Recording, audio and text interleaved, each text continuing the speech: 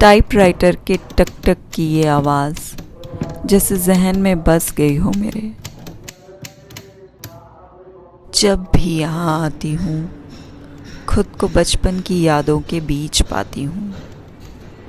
ये घर, आंगन, दादी का कमरा और सबसे ज़्यादा दादी के टाइपराइटर की टक टक, जिस पर वो अक्सर घंटों कहानियाँ टाइप किया करती थी और मुझे यूं ही आदत हो गई उनके टाइपराइटर के टक टक सुनते रहने की।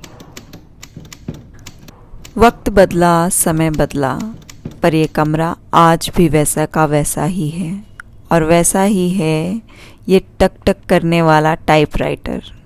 बस इसे चलाने वाला कोई नहीं है, मौजूद हैं तो बस यादें, जो शायद इन खूबसूरत फूलों की तरह मुरझाती जा रही हैं, मेरी दादी की उन यादों की तरह जो शायद कहीं धुंधली पड़ती जा रही हैं। याद है तो बस एक धुन, टक टक टक टक।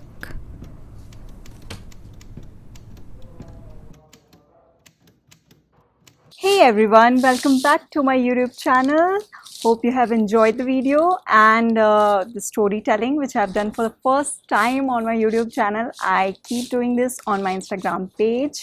Yes, I do have an Instagram page with the name All Crafted. You can follow me there, and also you can tag me in your stories. I would love to reshare them. This is what people say and do.